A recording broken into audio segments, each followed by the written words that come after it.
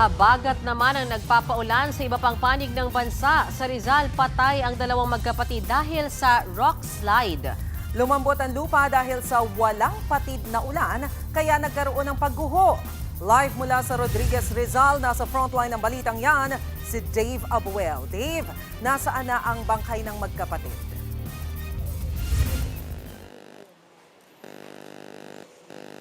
Mase, sa ngayon ay nananatili muna rito sa barangay ang mga kaanak ng mga nasawi. Ayon sa kanila, nasa punerarya pa ang mga labi ng mga biktima na posibleng iburol bukas. Halos hindi na makilala ang mukha ng 22 anyos na babae at 20 anyos niyang kapatid na lalaki. Kalunos-lunos ang kanilang sinapit matapos parehong mapuruhan sa ulo at magkabali-bali ang ilang parte ng kanilang katawan.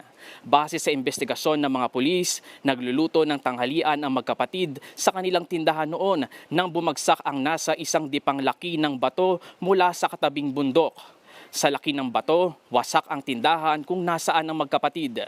Ayon sa pulis, isang malakas din daw na tunog ang narinig sa lugar. Walang patid din ng ulan sa lugar dulot ng habagat, dahilan para lumambot ang lupa na siyang nagdulot nga ng pagdausdos ng bato. Ayon naman sa kapitan ng barangay, ilang insidente na rin daw ng rock slide ang dati nang naitala sa lugar. Dahil sa nangyari, hinihikayat na lumikas na ang mga residenteng nasa danger zone. Patuloy kasi ang pag-ulan, kaya't posible ang panibagong pagguho.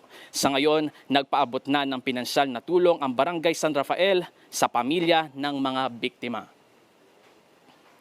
Ayon pa sa pulis, patuloy ang monitoring ng mga otoridad sa bundok ng lupa malapit sa mga residente. Yan muna ang latest mula rito. Balik sa inyo. Maraming salamat, Dave Abuel. Mga kapatid, Mean Los Baños po, huwag magpahuli sa mga balita at impormasyong dapat ninyong malaman.